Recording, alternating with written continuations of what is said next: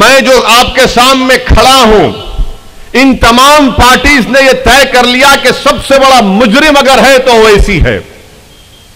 इसकी वजह से होता है, इसकी वजह से यह होता है। और जो सेकुलर पार्टी के जो गुलाम हैं, जो सेकुलरिज्म के पुजारी हैं, जिनकी जबान नहीं थकती मुझे गाली देते देते, बताओ तुमने अपनी जबान को क्यों नहीं खोला इन तमाम जब जलसे हो रहे थे? गाली दो मुझे, इल्जाम लगाओ, कोई फर्क नहीं पड़ता, क्योंकि मेरी खबर में तुम आने वाले नहीं है, अशर के मैदान में ना तुम आने वाले। मगर जितना तुम गाली दे रहे, याद रखो मैं तो खुश होता हूं, क्योंकि तुम्हारे अच्छे अमाल इंशाअल्लाह उस मैदान में मेरे पास आ जाएंगे, अगर है तो तुम्हारे पास। 50 ऐसे महाराष्ट्र में जलसे हुए, बल्कि जलसे नहीं थे, वो कम्युनल रैलीज थे। और उन जलसों का उन्वान किया था कि हिंदू जन आक्रोश मोर्चा। ये पूरे के पूरे आरएसएस के इशारे पर ये तमाम 50 ये कम्युनल रैलीज महाराष्ट्र में हुए, जिसके जलसों में सिर्फ और सिर्फ किसी एक समुदाय के खिलाफ अगर जहर उगला गया तो मुसलमानों के खिलाफ, जिसका जिक्र सुप्रीम कोर्ट में भी हुआ हालिया दिनों में। केस तो बुक हुआ, पुलिस ने एफआईआर रजिस्टर किया, मगर उनको गिरफ्तार नहीं किया।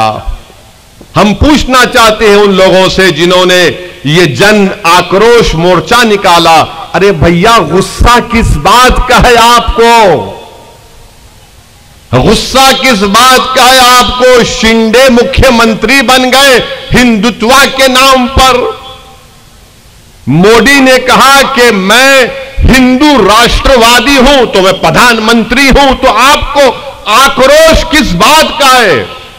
मुख्यमंत्री आपका, डिप्टी चीफ मिनिस्टर आपका, होम मिनिस्टर आपका, सत्ता आपकी, मुंबई में महाराष्ट्र में सरकार आपकी, दिल्ली में 9 साल से सरकार आपकी, फिर से आक्रोश कैसा आपका? जन आक्रोश मोर्चा। तो मालूम हुआ कि मकसद एक ही था कि मुसलमानों को बदनाम करो, मुसलमानों का खौफ पैदा करो, मुसलमानों से नफरत पैदा करो, ताकि 2024 का जब पार्लियामेंट का इलेक्शन आ जाए तो हमारी रोटी उस पर सेक कर खा जाए उसको। कौन सा जन आक्रोश है आपको बताइए आप मेरे अजीज दोस्तों और बुजुर्गों। महाराष्ट्र में शिंदे की सरकार और फडणवीस की सरकार और उस 50 कम्युनल रैलीज में लव जिहाद पे बात हो रही है। अरे कोई शादी किससे करेगा? आप कहीं को बीच में डंडी मार रहे। कानून के मुताबिक 18 साल 21 साल मुझे पसंद नहीं होगा, ठीक है मुझे नहीं पसंद होगा, मगर मैं कैसे रोकूंगा उसको? नहीं, हम 50 हिंदू जन आक्रोश मोर्चा के जरिए गालियां देंगे। अरे भाई आप लव जिहाद कहां है? लव में जिहाद कहां होता है प्यारे? लव में लव ही होता है। ये मोहब्बत से नफरत करने वाले आप कब से पैदा हो गए? ठीक है आप शादी नहीं करते, मत करिए, मगर अगर कोई मोहब्बत कर रहा है तो कम से कम कबाब में हड्डी तो मत बनिए। नहीं, लव जिहाद हो रहा है। कहां हो रहा है? तुम्हारा मुख्यमंत्री है, बोलो उसको लाओ, डेटा लाके बताओ, 2 डेटा लाके बताओ कितना लव जिहाद हुआ है।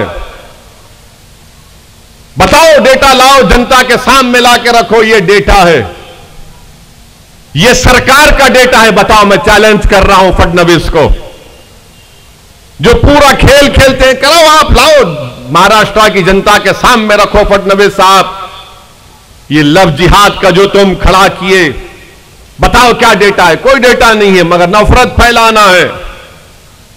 जो कोई भी आता खड़े होकर गाली देता, बस खाली बकवास, अनाप शनाप बकते हैं और कुछ नहीं होता।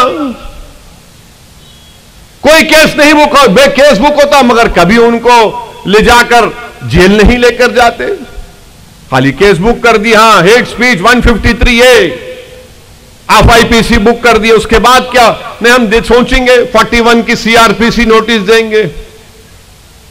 माने पूरा माहौल मकदर कर देते और मासूम हिंदू भाइयों बहनों को, दलित भाइयों को पैगाम देते कि देखो ये मुसलमान ऐसा कर रहे हैं।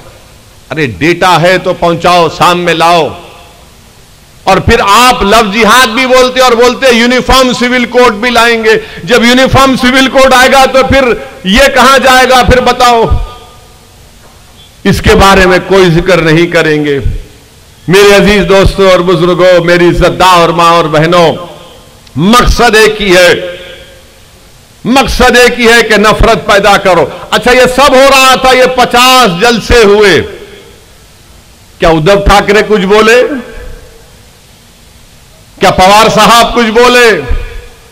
क्या कांग्रेस के जितने जो नेता अभी बचे हुए हैं वो कुछ बोले? नहीं, कुछ नहीं बोले। क्यों नहीं बोले?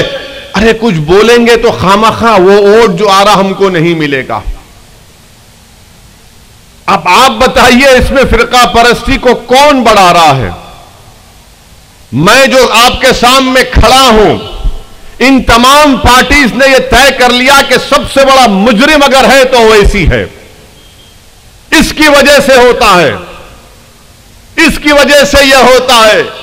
और जो सेकुलर पार्टी के जो गुलाम हैं, जो सेकुलरिज्म के पुजारी हैं, जिनकी जबान नहीं थकती मुझे गाली देते देते, बताओ तुमने अपनी जबान को क्यों नहीं खोला इन तमाम जब जलसे हो रहे थे? गाली दो मुझे, इल्जाम लगाओ, कोई फर्क नहीं पड़ता, क्योंकि मेरी खबर में तुम आने वाले नहीं है, अशर के मैदान में ना तुम आने वाले। मगर जितना तुम गाली दे रहे, याद रखो मैं तो खुश होता हूं, क्योंकि तुम्हारे अच्छे अमाल इंशाअल्लाह उस मैदान में मेरे पास आ जाएंगे, अगर है तो तुम्हारे पास।